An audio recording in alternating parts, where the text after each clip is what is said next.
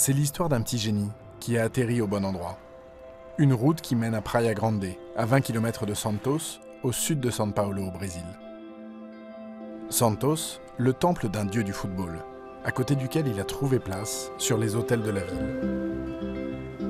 Quand Neymar Jr. naît en 1992, un adolescent brésilien sur 5 est encore illettré. Et la plupart des footballeurs pros du pays gagnent souvent moins de 1 000 € par mois. Sa chance à lui, avoir été entouré de l'amour et d'une volonté hors norme de parents qui n'auront de cesse de guider leur fils vers la sortie de secours, et eux avec. 20 ans plus tard, dans la rue d'à côté, l'enfant star a créé le cadre pour offrir cette chance à d'autres. L'Institut Neymar Jr., un complexe ultra-moderne inauguré en décembre dernier. 8000 m² qui bénéficie à 2300 enfants. Une grosse pépite d'or sur un tas de misère. Un lieu symbole de la trajectoire familiale et d'un duo père-fils indissociable. Car pour comprendre l'ascension de Neymar Jr., c'est le sillon creusé par Neymar Senior et Seu Ilzenar, le grand-père, qu'il faut d'abord suivre. Son audace, sa vitesse, c'était ses points forts. En fait, il faisait exactement ce qu'il voulait avec le ballon, il était spontané et il n'avait pas besoin de répéter ses dribbles.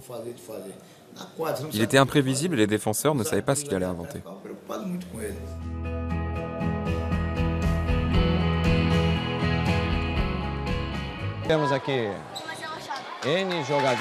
On a eu beaucoup de joueurs de talent ici. Parfois même des joueurs plus doués que Neymar. Mais ils sont très peu à avoir réussi à devenir des joueurs professionnels. Pourquoi ?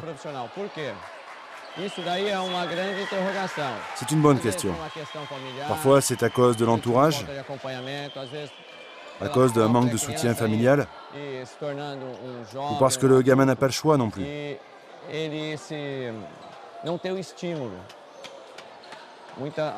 Parfois, les gamins doivent travailler pour aider financièrement leur famille dans le besoin.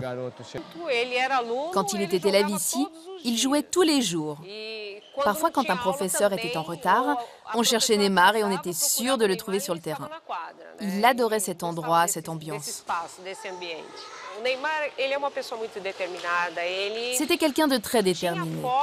Il savait où il voulait aller. Il a réussi au mérite, bien sûr, mais aussi grâce au soutien indéfectible de sa famille.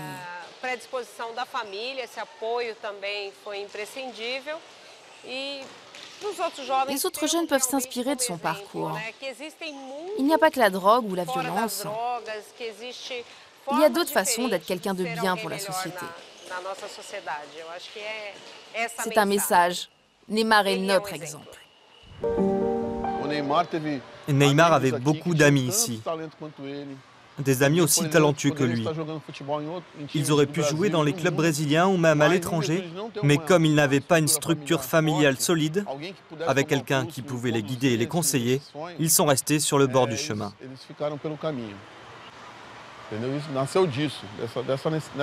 Aujourd'hui, beaucoup ont des difficultés. Ils sont pères de famille, n'ont pas d'argent, pas trop de futur. Nous sommes là pour essayer d'aider ces gens-là, pour résoudre leurs problèmes. C'est une goutte d'eau dans l'océan, mais elle peut faire la différence.